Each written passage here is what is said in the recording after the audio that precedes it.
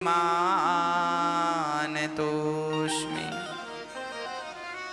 श्री सुखदेव भगवान का जन्म हुआ और सुखदेव भगवान जन्म लेते ही चल पड़े सन्यास लेने के लिए। जब सन्यास लेने के लिए सुखदेव जी गए, उनके पिता ने रोका, बेटा रुक जाओ, अभी तुम्हारी उम्र सन्यास लेने की नहीं है। तब वहां कुछ देवांगनाएं निर्वस्त्र होकर स्नान कर रही थी। सुखदेव जी को देखकर उन स्त्रियों ने वस्त्र नहीं पहने, जबकि व्यास जी वहां से निकले तो उन स्त्रियों ने वस्त्र पहन लिए। पूछा गया क्यों? आपने मेरे जवान बेटे को देखकर वस्त्र धारण नहीं किए और मुझ बूढ़े को देखकर आप वस्त्र धारण करती हैं। तब उन कन्याओं ने कहा, महाराज आपके पुत्र को तो यही नहीं पता कि स्त्री और पुरुष में अंतर क्या है, आपको तो सब ज्ञान है। व्यास जी महाराज समझ गए कि मेरा पुत्र सुखदेव काम और क्रोध को जीत चुका है। ऐसे सुखदेव भगवान जिन्होंने काम और क्रोध पर विजय प्राप्त की, ऐसे सुखदेव भगवान को नमस्कार करते हैं। सूत जी और सौनक जी का संवाद। नैमिषारण्य में 88,000 संत बैठे हैं। सूत जी का आगमन हुआ। सूत जी जब आए तो सारे संत खड़े हो गए, शौनक आदि ऋषि, और सूत जी से एक ही प्रश्न कर रहे हैं। भक्ति ज्ञान विरागाप्तो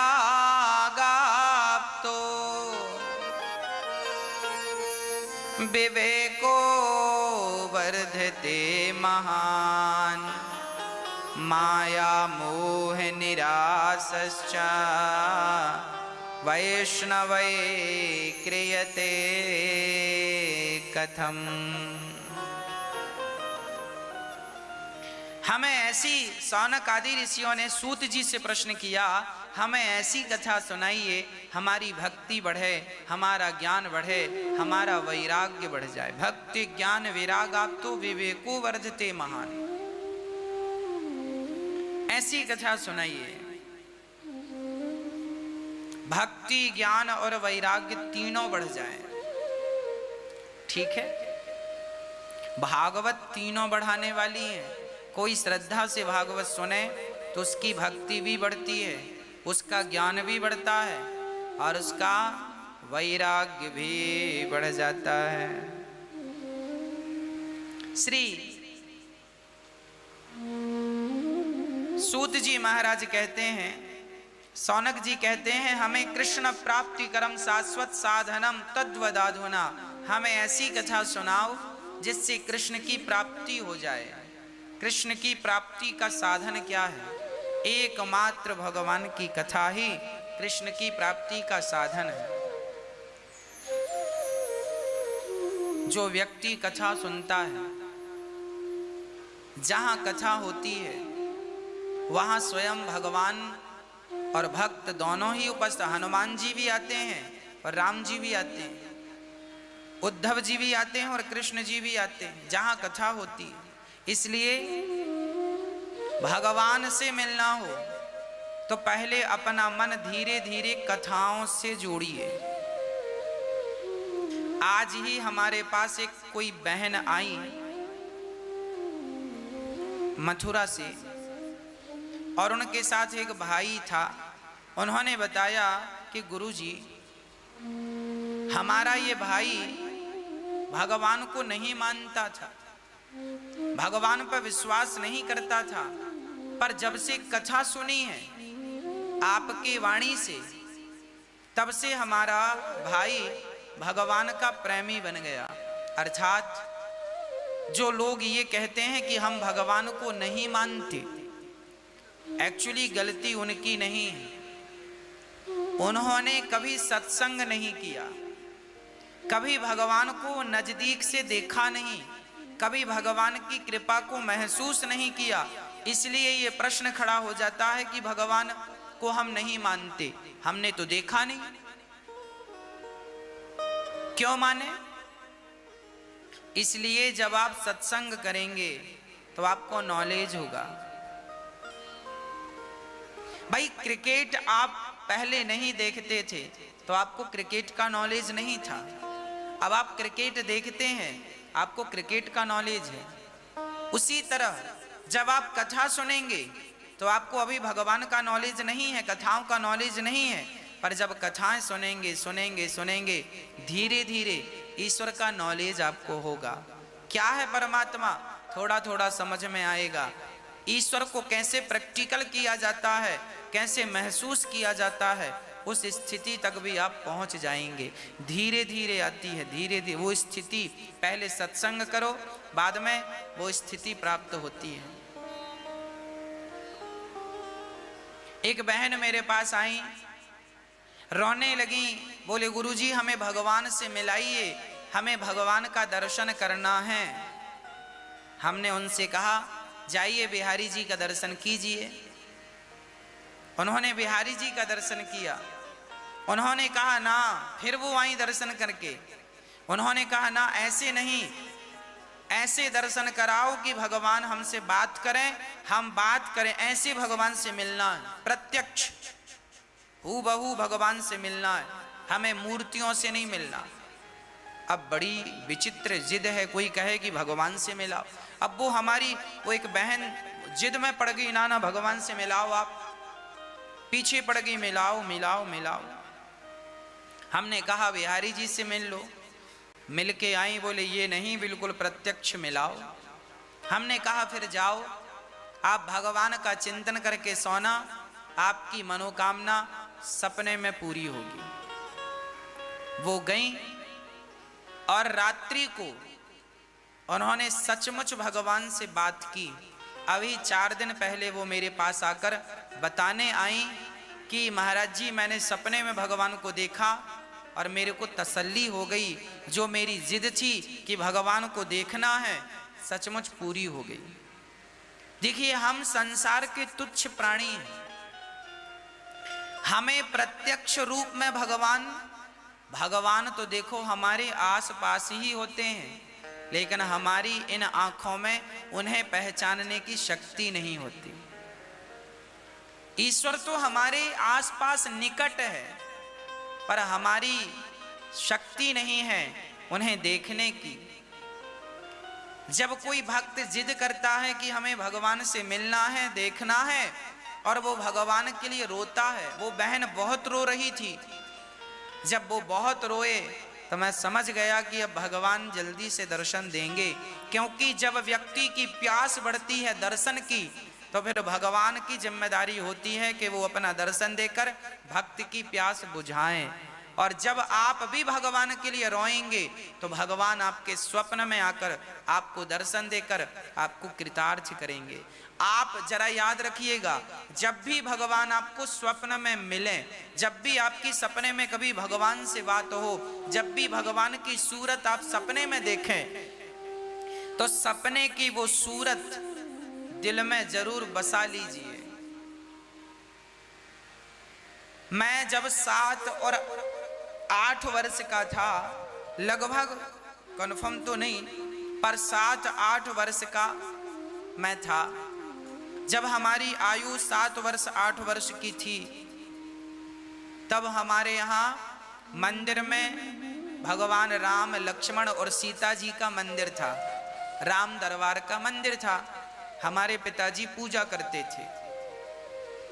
हमारी उम्र 7-8 वर्ष की रही होगी, ये कन्फर्म है कि 7-8 वर्ष का ही हम थे, और हम ही मंदिर में दियावत्ती करते थे, हम ही मंदिर में आरती उतार लेते थे भगवान की। छोटे थे पर आरती उतारते थे, भगवान की पूजा कर लेते। पिताजी कहीं काम से चले जाएं तो मंदिर की पूजा हम कर लेते थे। एक दिन जब रात्रि को हम सोए तो सपने में हम रो रहे थे। आज भी ये, जब मैं 8 साल का था, 7 साल का, तब की घटना है, और आज वर्षों हो गए इस बात को, अभी तक याद है। मैं रो रहा था, सपने में रो रहा था। मंदिर में ही हम लोग सोते थे, मंदिर प्रांगण में ही सोते थे, वहां पर हम रो रहे थे, रात को सपने में रो रहे हैं। तब अचानक भगवान श्री राम प्रकट हो गए। और आज भी मुझे उनके वो शब्द याद हैं। उन्होंने कहा, बेटा क्यों रो रहा है?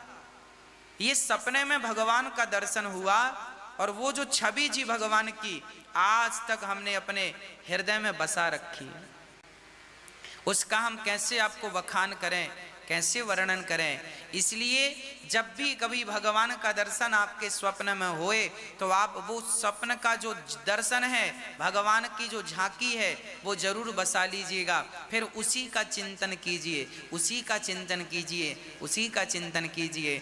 वो वही झांकी है, प्रत्यक्ष भगवान जिनका आप इंतजार करते हैं, जिनकी आपको तलाश थी, ये वही हैं जिनकी आपको और हमें तलाश है और थी। यदि सपने में आ गए तो भगवान से कहना कि प्रभु रोज सपने में आओ। जब हमारी कभी ऐसा होता है, कभी व्यक्ति के पूरी जिंदगी में एक बार भगवान सपने में आते हैं, तो कई बार भगवान बार बार सपने में आते हैं। तो भगवान जब बार बार सपने में आए, समझ लेना कि आपकी भक्ति सफल हो रही है, आप सफलता की ओर जा रहे हैं। तो भगवान का स्वप्न में दिखना मतलब वो ईश्वर की, आप चाहे सामने मिल लो चाहे सपने में मिल लो, एक ही बात है। बस उस छवि को याद रखिएगा और बस उसी छवि का चलते फिरते उठते बैठते सोते जागते चिंतन कीजिए, है ना। भगवान का हर निश्चिंतन होना चाहिए और चिंतन ऐसा कि भगवान से यह कहो कि हे प्रभु अब ऐसी कृपा करो कि हमसे मिलो, हमको दर्शन दो। गोपियां कहती हैं आज सपने में आने का वादा करो, आज सपने में आने का वादा करो। आ गए हो, आ गए हो, आ गए हो अगर शाम इस मोड़ पर, हमसे मिलने मिलाने का वादा करो। आ गए हो तो जाने की जिद ना करो, आ गए हो तो जाने की जिद ना करो। जा रहे हो तो आने का वादा करो।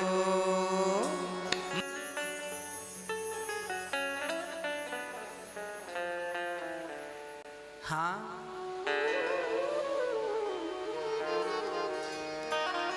भगवान स्वप्न में आ जाएं, अच्छी बात।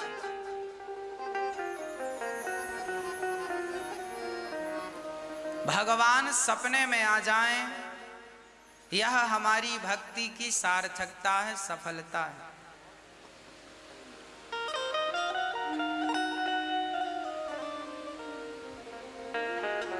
श्री शौनक आदि ऋषि कह रहे हैं, महाराज जी हमें ऐसी कथा सुनाइए कि भगवान की प्राप्ति हो जाए। तब कहते हैं सुनो, हम आपको ऐसी कथा सुना रहे हैं। एक बार राजा परीक्षित को जब 7 दिवस में मरने का श्राप लगा, तब सुखदेव जी के पास वो गए और भागवत श्रवण करने लगे।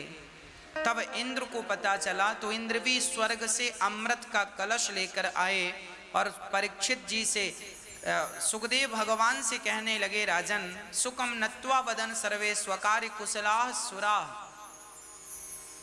कहने लगे सुनो, ये स्वर्ग का अमृत हम लाए हैं, आप राजा परीक्षित को अमृत पिलाकर ये जो कथा आप राजा परीक्षित को सुना रहे हैं, ये कथा हमें श्रवण कराइए। ऐसा राजा इंद्र ने सुखदेव भगवान से कहा।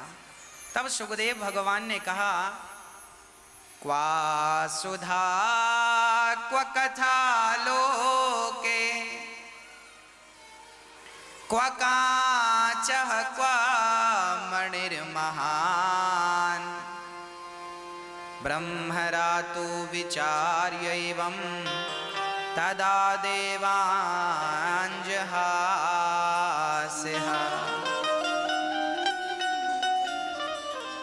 कहाँ कांच का टुकड़ा और कहाँ मणि।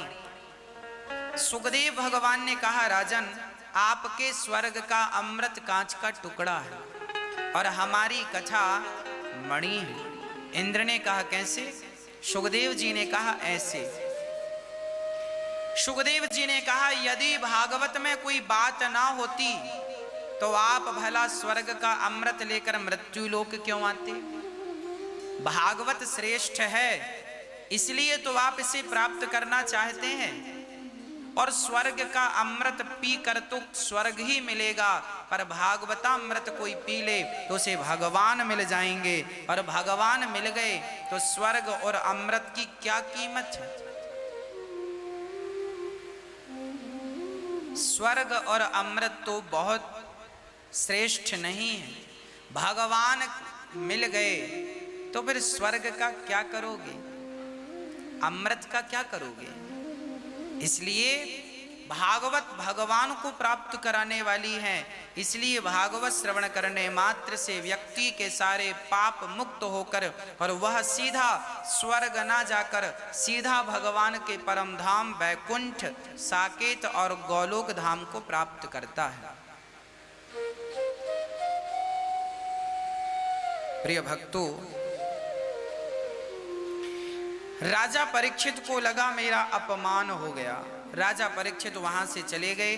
जब 7 दिन की कथा सुनकर परीक्षित का उद्धार हो गया तब इंद्र बड़े आश्चर्यचकित हो गए, और इंद्र ने स्वर्ग में तराजू बांधकर ज्ञान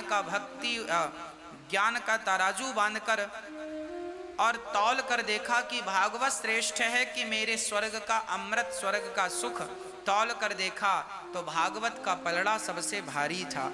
भागवत का पलड़ा इतना भारी था कि भागवत के सामने स्वर्ग का सुख तो तुच्छ है। तब इंद्र ने भगवान की शरणागति ग्रहण की।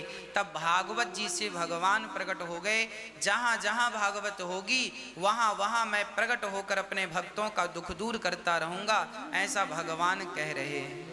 भगवान सदा अपने भक्तों का दुख दूर करते हैं। भगवान कहाँ हैं? भागवत में ही। भागवत और भगवान ये दो नहीं हैं, एक ही है। प्रिय भक्तों, जब इंद्र का अहंकार नष्ट हुआ, एक बार भागवत श्रवण करने के लिए नारद जी का भी मन हुआ। एक बार नारद जी समस्त तीर्थों में भ्रमण करने के लिए चले गए। पुष्करम चा प्रयागम चा काशीं गोदावरीं तथा हरे क्षेत्रम कुरुक्षेत्रम श्रीरंगम सेतुबंधनम् एवमादिषु तीर्थेषु भ्रममाणैतस्ततः। नारद जी कहते हैं, मैं समस्त तीर्थों में गया पर मुझे कहीं शांति नहीं मिली। नारद जी सारे तीर्थों में गए शांति पाने, पर शांति कहीं नहीं। कहाँ कहाँ गए? पुष्करम चा प्रयागम चा काशीं गोदावरीं तथा। नारद जी जब गए तो क्या देखा? तीर्थों में गए शांति नहीं, गृहस्थों के घर गए शांति नहीं। क्या देखा? सत्यम नास्ति तपः शौचम दयादानं न विद्यते उदिरं भरिणो जीवा वराका कूटभाषिणः।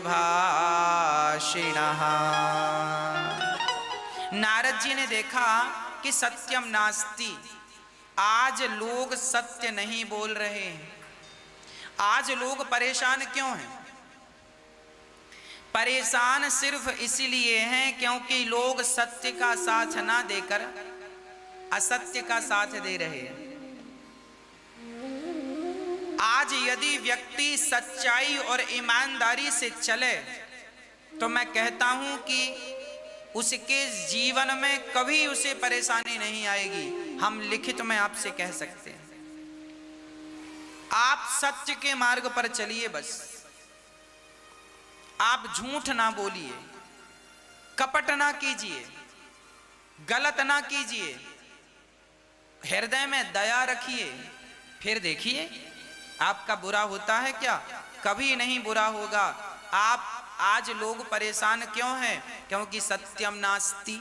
आज लोग सत्य से परहेज करते हैं, सत्य कोई बोलना नहीं चाहता। आज लोगों से कोई बात कही जाए तो वो तुरंत मैट जाते हैं, मुकुर जाते हैं, साहब हमने ऐसा नहीं कहा, आपने ऐसा नहीं कहा। लोग आपकी बात को भी गलत साबित करने में लग जाए। आपने कहा कि ये सफेद है, आपने कहा ये सफेद है, ये वस्तु सफेद है, सामने वाला कहेगा साहब ये सफेद नहीं है। लोग झूठ बोलते हैं, मुकुर जाते हैं अपनी बातों से।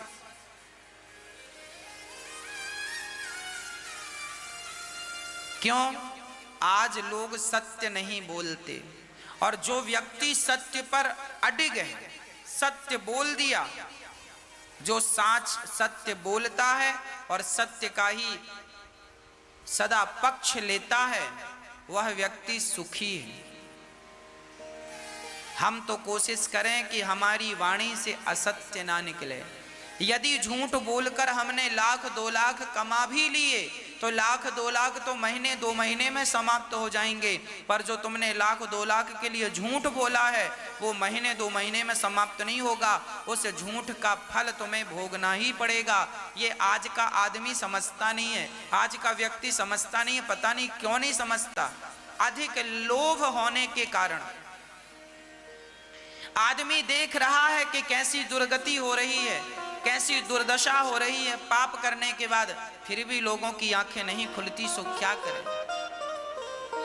इसलिए आप और हम देखें ना देखें, अरे दशरथ जी मर गए केवल सत्य के लिए ही तो मर गए।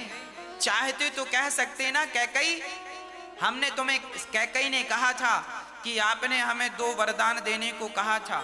दशरथ जी कह देते कि हमें याद नहीं है, हमने नहीं देना, तो कैकई क्या कर लेती। पर नहीं, प्राण जाए पर वचन न जाए। सत्य को जब आप बचाएंगे तो याद रखना सत्य भी आपको बचाएगा। और सत्य बोलकर मर जाना अच्छा है, झूठ बोलकर जिंदा रहना अच्छा नहीं है। सच बोलकर हार जाना अच्छा है, पर झूठ बोलकर जीतना अच्छा नहीं है। हमेशा सत्य के साथ रहो, कोशिश करो कि सत्य बोलेंगे आप। नारद जी कह रहे हैं इस कली काल में सत्यम नास्ति, सत्य का तो मानो नाश हो गया, अर्थात सत्य चला गया। आज लोग सत्य का ध्यान नहीं रखते, दया नहीं है।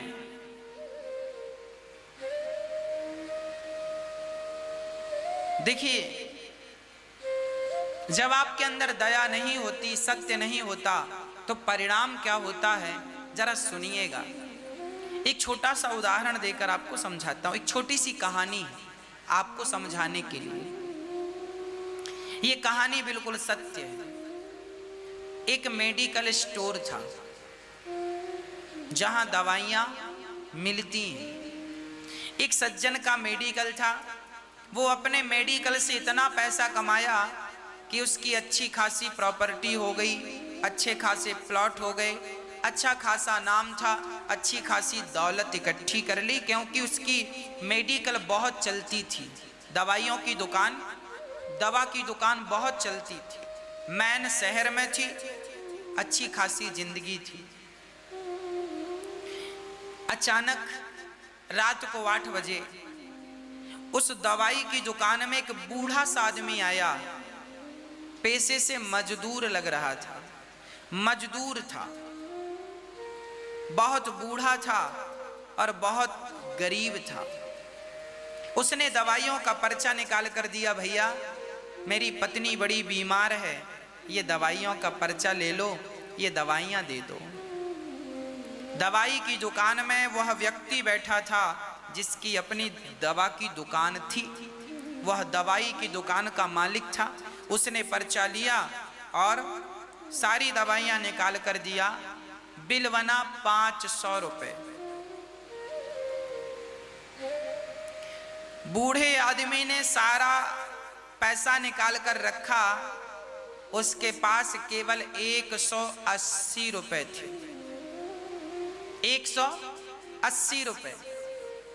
सारे जेब उलट पलट लिए, पर 1 रुपए भी ज्यादा कहीं से नहीं निकला। उस गरीब आदमी ने कहा, बाबूजी, भैया, मेरी पत्नी बहुत बीमार है, दवा नहीं मिलेगी, मर जाएगी। 180 रुपए आप ले लो, मुझे लगा दवाई इतने में आ जाएगी। मेरा बेटा नहीं है, कमाने वाला कोई नहीं है, हम दोनों बूढ़े हो चुके हैं, पैसे कहां से आए? तो मेडिकल वाले दुकानदार ने बोला, दवाई की दुकान वाले ने बोला, तो क्या हमने तुम्हारा ठेका ले रखा है? कहां से पैसे आए? चले आते हो, पैसे लाओ तब दवाई मिलेगी। कह दिया मेडिकल वाले ने। उसके पास पैसे नहीं थे, मेडिकल वाले ने उसके पैसे, दवाई की दुकान वाले ने पैसे वापस कर दिए। कहा, जाओ अपने घर, पैसे हो जाएं आकर ले जाना। बूढ़ा आदमी चला गया, घर गया। पत्नी ने कहा, दवाई मिली? बोले, दवाई 500 की थी, मेरे पास केवल 180 थे। ये नहीं पता था कि कौन सी दवाई बहुत जरूरी है, नहीं तो वही ले आता। दवाई के अभाव में उसकी पत्नी सचमुच गुजर गई, मर गई। जबकि वो जो मेडिकल दवाई की दुकान वाला व्यक्ति था, एक्चुअली वो दवाई की ओरिजिनल कीमत 130 रुपए थी। आपको पता है, आज भारत में सबसे ज्यादा कमाई यदि किसी चीज में है तो केवल दवाइयों में। जो दवाई मार्केट में 100 रुपए की मिलती है, उसकी रियल कीमत होती है केवल 10 रुपए। 10 रुपए की दवाई 100 रुपए में बेचते हैं धड़ल्ले से। उसमें रेट पड़ा होता है, एमआरपी पड़ी होती है।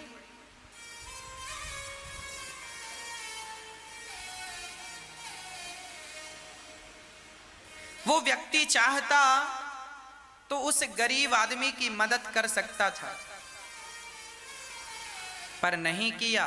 पर देखिए, समय ने जब करवट ली तो आगे भी सुनिए, बात पूरी नहीं हुई। दवाइयों की इतनी ज्यादा लोग समझते हैं, पर क्या करें। 500 रुपए का इंजेक्शन 5-5 हजार में भी मिलता है। 500 रुपए का इंजेक्शन।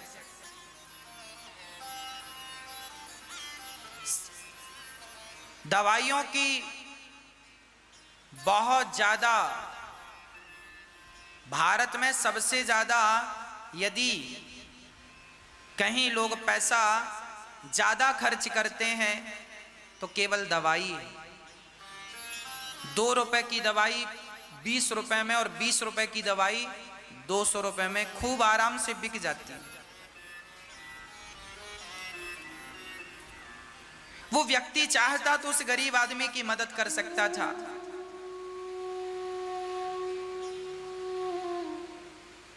पर नहीं किया। परिणाम क्या हुआ? परिणाम की ओर मैं आपको ले चलूं। परिणाम यह हुआ, उसकी पत्नी मर गई। अब ये साहब जो मेडिकल की दुकान थी, इन्होंने क्या किया, कुछ दिनों के बाद इनके बच्चे को, इनका एक बेटा था, देखना जब परमात्मा की छड़ी चलती है तो समझिएगा, इनका एक बेटा था और वह बेटा अचानक बहुत बड़ी गंभीर बीमारी का शिकार हो गया। अपने बेटे को बीमार देख इस मेडिकल की जो दुकान का जो हेड था, इसका बेटा बीमार पड़ा, इसने बेटे को इलाज कराने भेजा। इतना पैसा लगा, इसने जितने प्लॉट खरीदे थे प्लॉट बिक गए, प्रॉपर्टी खरीदी थी सारी प्रॉपर्टी बिक गई, यहां तक कि वो मेडिकल की दुकान बिक गई। और जब सब बिक गया तब बेटा भी चला गया। सब बिक गया, बेटा चला गया, और अब खुद बीमार पड़ा और खुद की दवाइयां जब लेने जाता है मेडिकल की दुकान, भैया जरा ये दवाई देना, तो मेडिकल वाला जब 500 रुपए का हिसाब करता है तब ये कहता है भैया मेरी भी मेडिकल की दुकान थी, मैं जानता हूं ये दवाई 150 की है पर आप 500 दे रहे हैं। तो उसने भी कहा लेना हो लो, नहीं जाओ।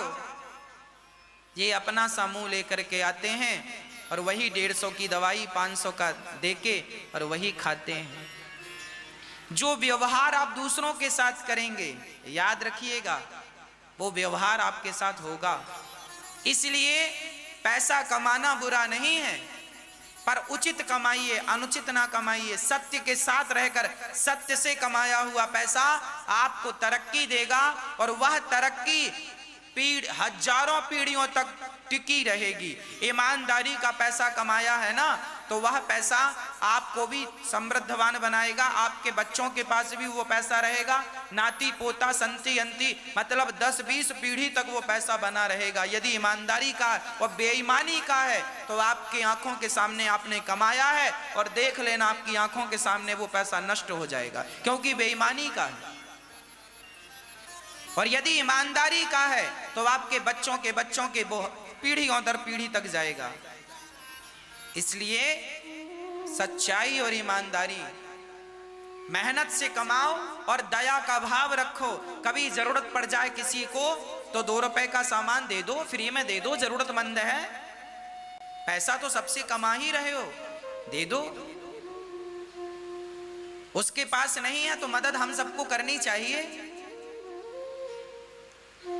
पर क्या बताएं, कुछ लोग ऐसे होते हैं जो आपदा पड़ने पर अपना अवसर मान लेते हैं। अभी इस कोरोना काल में आपने देखा होगा, एक इंजेक्शन जो कोरोना के मरीज को लगता है, रेमडेसिविर करके इंजेक्शन है, वो इंजेक्शन मात्र 3000-3500 रुपए का बाजार में है, उसकी रियल कीमत है। पर देखिए लोगों को पैसा कमाना है, वही इंजेक्शन 30,000 में बिक रहा, 40,000 में, 50,000 में। एक जगह तो मैंने सुना एक व्यक्ति इतना मजबूर था कि उसे लगवाना ही था, उस व्यक्ति ने वो इंजेक्शन 1 लाख रुपए में लिया। एक व्यक्ति की जान जा रही है और दूसरे को पैसा कमाना। भगवान, अच्छा भगवान जब अपनी लाठी चलाएंगे ना, अच्छा बहुत पैसा कमाना है तुझे, तरीके से भगवान देंगे वो पैसा। सच्चाई ईमानदारी के साथ जीवन जिया करो, मेहनत का खाइए, मेहनत का कमाइए। बेईमानी, करोड़ रुपया पड़ा हो सामने, मत उठाना, क्योंकि वो करोड़ रुपए नहीं है, जलता हुआ अंगार है। अंगार छुओगे हाथ जल जाएगा। आज वो करोड़ रुपया तुम उठा लो, आपको रास्ते में पड़ा हुआ मिल जाए 1 लाख रुपए, आप उठा कर ले आना, देख लेना साल भर के अंदर वो 1 लाख रुपए आए हैं ना कहीं से कई लाख ले जाएगा और आपकी बुद्धि भ्रष्ट कर देगा, वो अलग। इसलिए जो हम मेहनत का कमाते हैं ना, 2 रुपए, 5 रुपए, 1000 रुपए, 10,000, जो मेहनत का है वो हमारा धन है।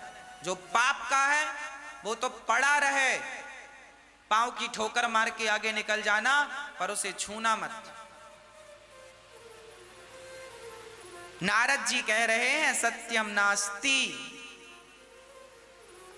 आज सत्य का, दया का नाश ही हो गया है।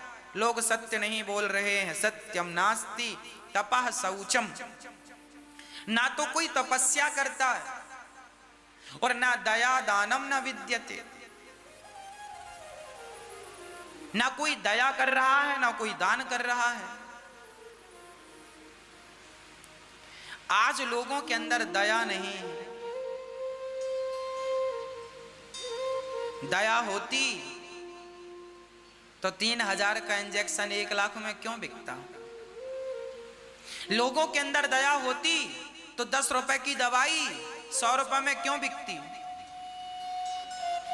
दया नहीं है।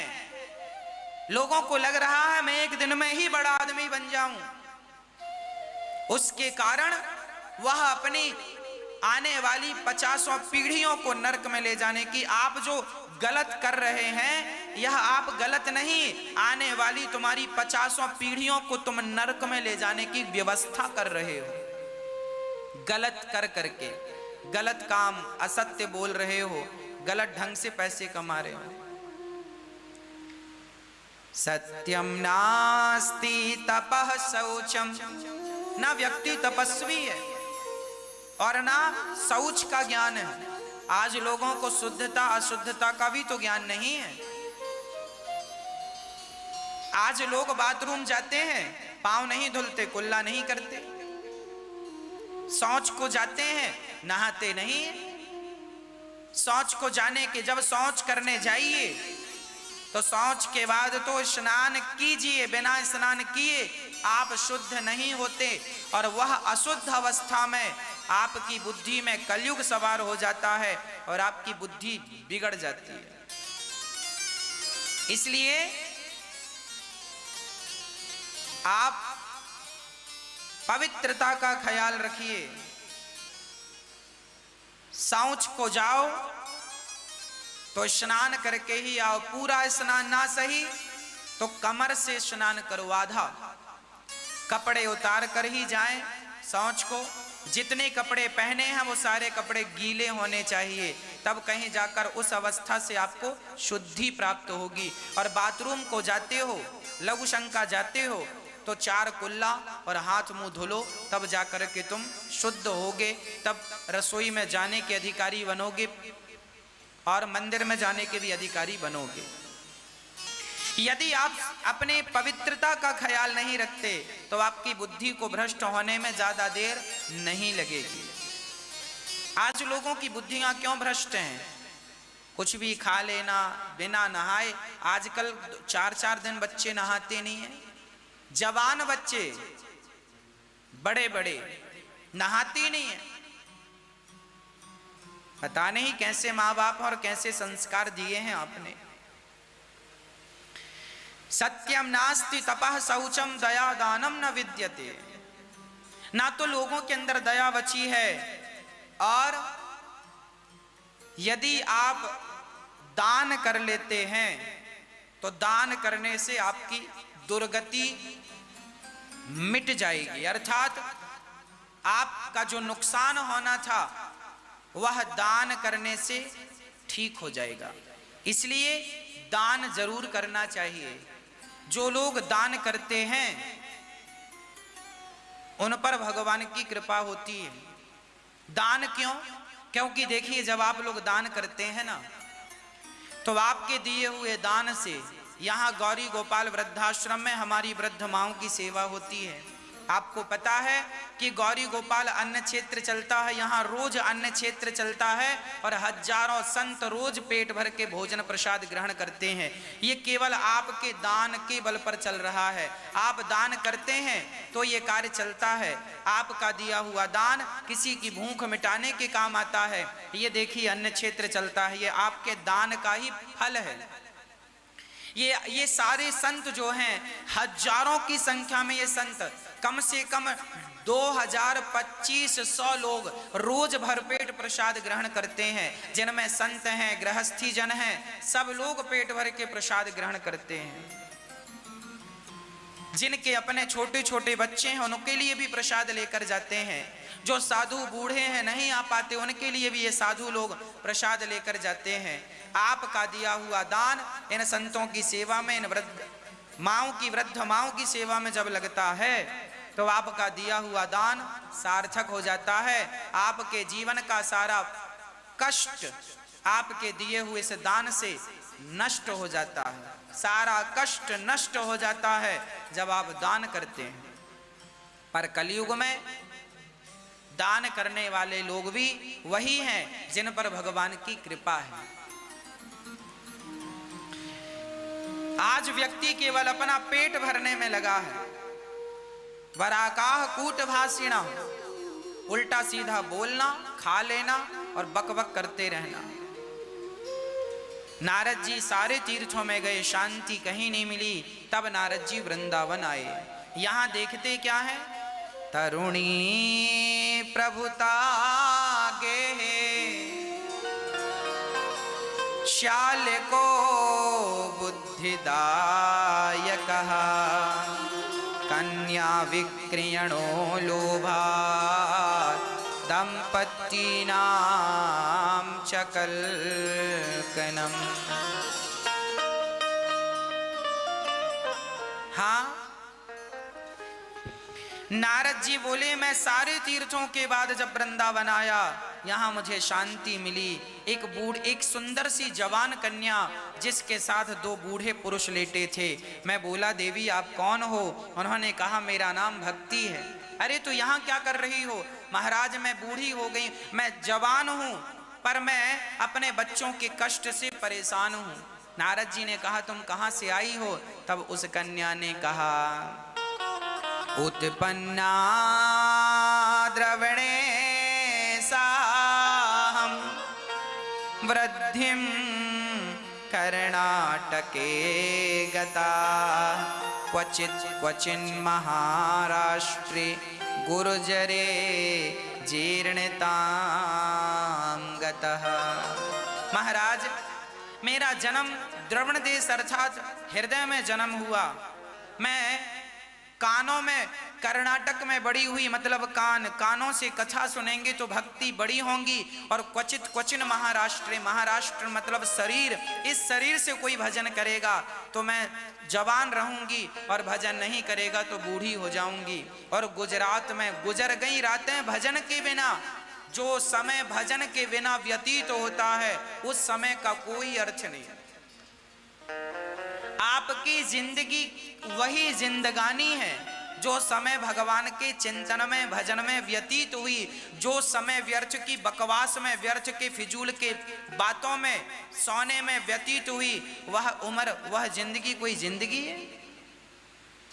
इसलिए एक शमशान था। उस शमशान में जो मर जाता था ना तो वहां उसके नाम का एक पत्थर लगाया जाता था। कब पैदा हुआ और कब मर गया ये उसमें लिखा जाता था। एक गांव का एक नियम था। एक साधु वहां से निकले और शमशान में रुके तो शमशान में जाकर देखा तो पत्थरों में जन्म और मृत्यु की तारीख लिखी थी। तो उसमें तारीख लिखी थी, कोई 5 साल जिंदा रहा, कोई 10 साल, कोई 12 साल, कोई 8 साल, कोई 2 साल। 12 साल से ज्यादा तो किसी की आयु थी ही नहीं। महात्मा दंग रह गए, राम राम, तो क्या इस गांव में कोई 12 साल से ज्यादा जिंदा नहीं रहता? महात्मा गांव दौड़े दौड़े गए, गांव वालों से कहा क्यों जी आपके गांव में क्या कोई 12 साल से ज्यादा का व्यक्ति जिंदा नहीं रहता क्या? बोले महाराज रहते हैं, देखो हम 60 साल के हैं, ये देखो 50 साल के हैं।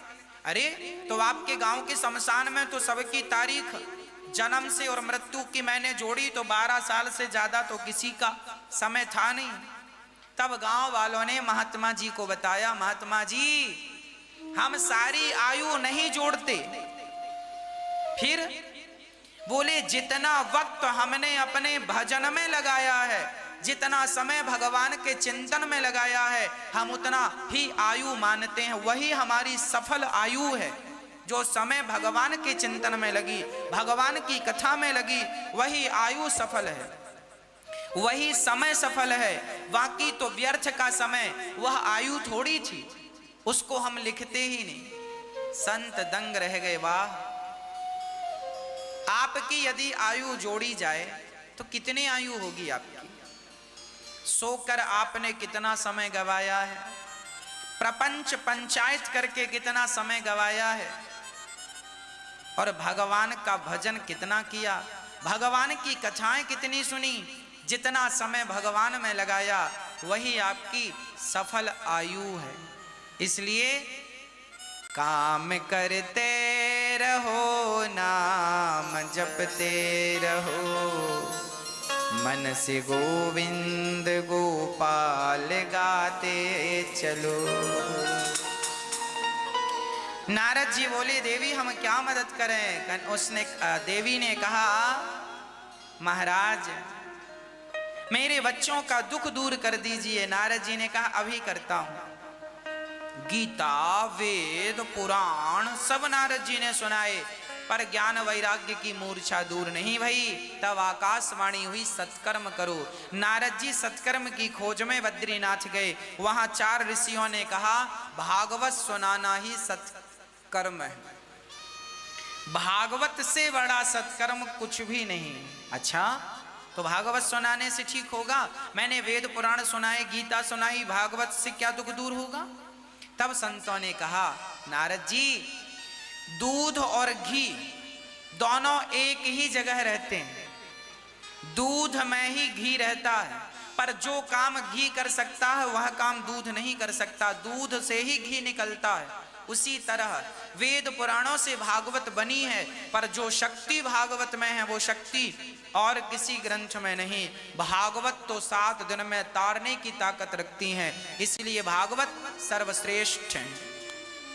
अच्छा, हाँ प्रिय भक्तों, नारद जी ने कहा तो फिर भागवत सुनाइए। हरिद्वार की पावन धरा पर 4 आसन लगाई आनंद घाट में, जिसे आज हर की पैड़ी कहा जाता है हरिद्वार में। वहां 4 आसन लगाई गई और कथा स्टार्ट हुई। सदा सेव्या सदा सेव्या श्रीमद् भागवती कथा, यस्याः श्रवण मात्रेण हरिश्चित्तं समाश्रये।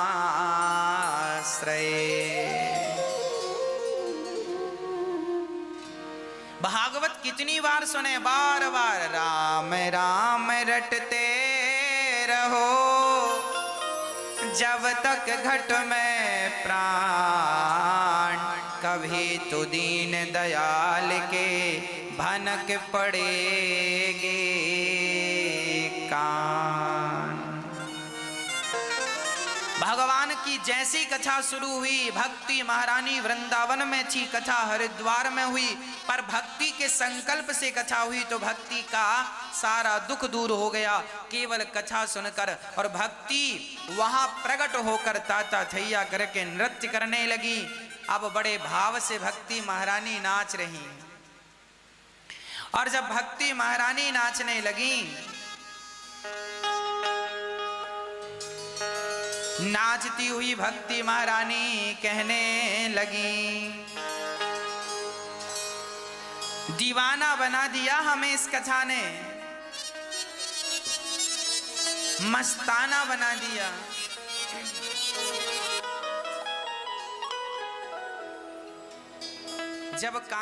जब हीरा पा लिया तो कांच के टुकड़ों का क्या करूं? भक्ति महारानी ताता थैया करके नाचने लगी। संतों से कहा, कहाँ बैठूं महाराज? संतों ने कहा, जाओ ये जो भक्त हैं इनके हृदय में जाकर के बैठ जाओ। भक्ति सबके हृदय में बैठ गई और कीर्तन करने लगी, श्री कृष्ण गोविंद हरे मुरारी, हे नाथ नारायण वासुदेव। श्री कृष्ण गोविंद हरे मुरारी, हे नाथ नारायण वासुदेव।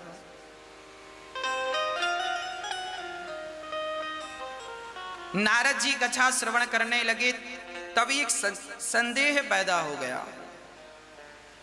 महाराज, कोई पुण्यात्मा व्यक्ति कथा सुन के तर जाए तो आश्चर्य नहीं, कोई पापी कथा सुनकर तर जाए आश्चर्य नहीं, जिसने जीवन भर पाप किया है।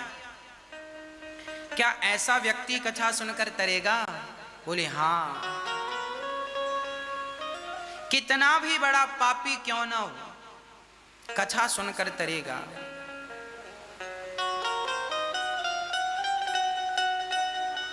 ये मानवः पापकृतस्तु सर्वदा सदा दुराचार रता विमार्गे गाहा। कितना भी बड़ा पापी हो तर जाएगा। कोई तरा? हाँ। एक पंडित जी थे, नाम था आत्मदेव। उनकी बढ़िया पत्नी थी, परिवार था, हंसता खेलता सब था। आत्मदेव जी के जीवन में सब कुछ था, कमी एक चीज की थी। क्या कमी? मात्र एक चीज की, पुत्र की कमी थी। पुत्र नहीं था। बहुत यज्ञ पूजा पाठ अनुष्ठान आत्मदेव जी ने किया, पर पुत्र नहीं हुआ।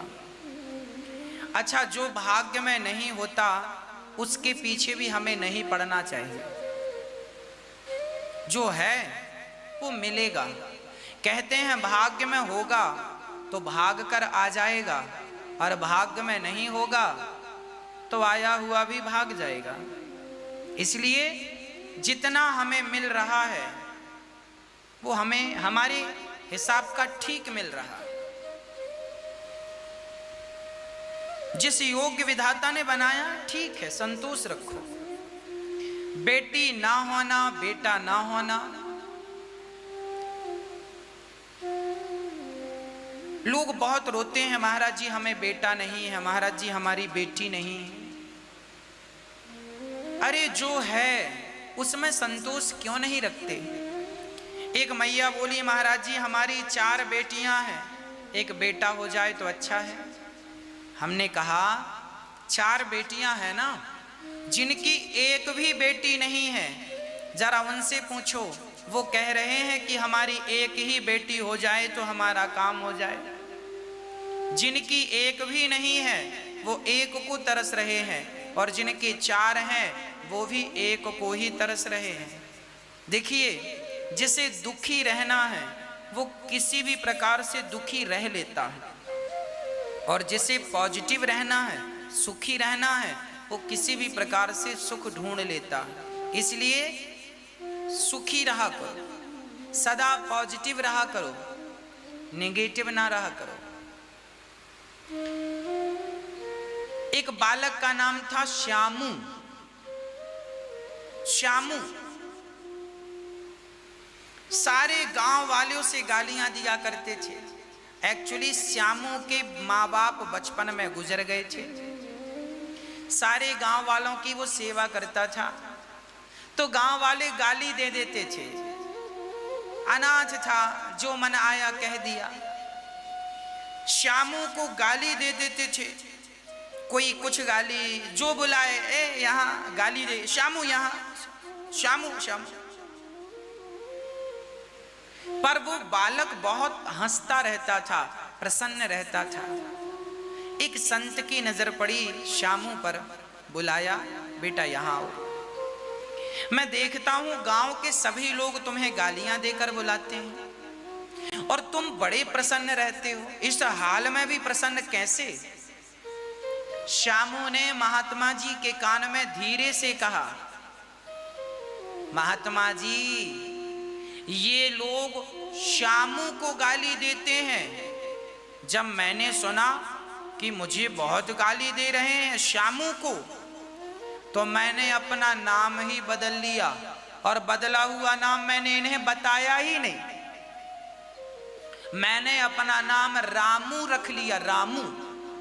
और ये गालियां देते हैं श्यामू को। अब मैं तो श्यामू हूं नहीं, मैं तो रामू। अब ये गालियां दे रहे हैं श्यामू को और मैं हूं रामू, इसलिए मैं इनकी बेवकूफी पर हंसता हूं, मैं प्रसन्न रहता हूं। आप भी ये चीज समझ लीजिएगा। जैसे मुझे किसी ने गाली दी, अनिरुद्धाचार्य को किसी ने गाली दी, तो आपने यदि मुझे गाली दी तो गाली किसको दी? मेरे शरीर को दी ना। मेरे शरीर का नाम अनिरुद्धाचार्य है, आप लोग कहते हैं। इस शरीर को अनिरुद्धाचार्य कहते हैं। आपको पता है कि यह शरीर अनिरुद्धाचार्य है, तो गालियां तो आप शरीर को दे रहे हैं ना। और मुझे पता है कि ये शरीर तो चिता में जल जाना है, तो फिर मैं आपकी गालियों का बुरा क्यों मानूं? जो गालियां आपने दी हैं वो गालियां भी शरीर में चिता के साथ जल जाएंगी। मैं अनिरुद्धाचार्य नहीं हूं, मैं सिर्फ परमात्मा का दास हूं, मैं भगवान का हूं बस। अब मैं क्या हूं ये भगवान जाने, मैं तो भगवान का हूं बस, ये समझ लो। मैं हूं ही नहीं, मैं शब्द जो है वो मेरी डिक्शनरी में नहीं है। ये दास भगवान का है। गालियां शरीर को मिलती हैं, आप देते रहो, गालियां नाम को मिलती हैं। भाई फलाने का नाम राकेश है, तो लोग गाली देते हैं, राकेश का ऐसा, राकेश का वैसा, गाली नाम को मिल रही है ना। इसीलिए आप नाम अलग है और नामी अलग है। मेरा नाम अनिरुद्धाचार्य आप कहते हैं, पर नाम से भी मैं अलग हूं कि नहीं? फिर छोटी मोटी बातों को ना यूं टाल दिया करो, प्रसन्न रहा करो, हर हाल में पॉजिटिव रहा करो। गालियां आपको कोई नहीं देता, गालियां आपके नाम को देता। भाई किसी ने आपको कुत्ता कहा और आपने कुत्ता सुनकर भौंकना शुरू कर दिया, तो बताओ उसने क्या गलत कहा? ठीक ही तो कहा। आपको कहा किसी ने कुत्ता, तुम कुत्ते हो, और अच्छा हमें कुत्ता का, हमें, और आप कुत्ते की तरह व्यवहार करने लगे, उसको भी गालियां देने लगे, भौंकने लगे, तो बताओ फिर उसने क्या गलत कह दिया? तुम कुत्ते हो सो कुत्ता कह दिया। आप क्यों कुत्ते बन रहे हो? क्यों बुरा मान रहे हो किसी की गालियों का? देने दो ना, वो देने वाला होगा जो होगा, आप क्यों बुरा मान रहे हो? आपकी अज्ञानता का यही तो परिचय है। आप बात बात में गुस्सा करते हैं, छोटी छोटी बातों को माइंड में ले लेते हैं, यही ये अज्ञानता है। ज्ञानी व्यक्ति, समझदार व्यक्ति, विवेकवान व्यक्ति कभी ऐसी हरकत नहीं करता, अनपढ़ों जैसी। नारद जी सुनो, सनकादि कह रहे हैं, नारद जी सुनो, आत्मदेव जी की कोई संतान नहीं थी। अच्छा, जिसके बच्चा ना हो ना, लोग उसे जीने नहीं देते, खास करके बूढ़ी माताएं। जिसके बेटा नहीं है, फिर देखो बूढ़ी बूढ़ी माताएं बैठकर एक ही पंचायत करती हैं, फलाने की बहू की तो बेटा नहीं है, 4 बेटियां हो गई, बेटा नहीं, बेटी है कोई, बेटा नहीं। अरे तुम्हारी बहू की तो बेटा है, तो तुमने कौन सा गढ़ जीत लिया? बेटा पाने से क्या है? आज जिनके बेटा हैं वो भी तो सेवा नहीं करते। 4 बेटा हैं जिन माँ के, 5 बेटा हैं जिन माँ के, 2 बेटे हैं, 1 बेटा है। ऐसी बहुत सारी माताएं, उन माओं की सेवा ये दास अनिरुद्ध करता है गौरी गोपाल वृद्धाश्रम में। जिनके अपने बच्चे हैं, अच्छे कमाते खाते हैं, पर उनकी माँ उन्हें बोझ लगती है, सेवा नहीं करते, ऐसी माताओं की सेवा ये दास अनिरुद्ध करता है। तो बेटा है और बुढ़ापे में गिलास भर पानी देंगे, इसकी क्या गारंटी है? इसलिए बेटों के लिए ना रोया करो, भगवान के लिए रोया करो। जो आंसू बेटों के लिए बह रहे हैं वो भगवान के लिए बहे होते तो वो आंसू भी मोती बनकर भगवान तक पहुंच जाते। जो आंसू तुमने व्यर्थ में गवा दिए। इसलिए भगवान के लिए रोना सीखो। संसार के लिए तो जिंदगी गुजर गई रोते रोते, बाल पक गए रोते रोते, क्या मिला? और अभी भी रोओगे तो क्या मिलेगा? इसलिए भगवान के लिए रोया करो। भगवान हमारे हैं, हम भगवान के हैं, इस विश्वास से रोया करो। कब मिलोगे नाथ?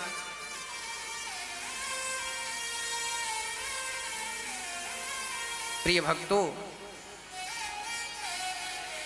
आत्मदेव जी महाराज का जब पुत्र नहीं हुआ, संतान नहीं हुई, हम कहते हैं भगवान को बेटा माना करो। जिनके बेटा नहीं है उन पर भगवान की विशेष कृपा है। भगवान उन्हें संसार में उलझाना नहीं चाहते, इसलिए वो सबसे आजाद हैं। भगवान का चिंतन किया करो, हर हाल में प्रसन्न रहा करो। बेटा नहीं है मत रोइए, भगवान तो बेटे हैं आपके, भगवान को बना लो अपना बेटा। हम आपके बेटे हैं, हमें बना लो अपना बेटा। यहां गौरी गोपाल वृद्धाश्रम में माताएं जो रहती हैं, उन्होंने हमें जन्म नहीं दिया, पर फिर भी हम उन्हें अपनी मां मानते हैं और वो हमें अपना बेटा मानती हैं। जब उन्होंने हमें अपना बेटा मान लिया, तो आप बेटे के लिए क्यों रोते हैं? भगवान को बेटा बना लो। दास आपका बेटा है, हम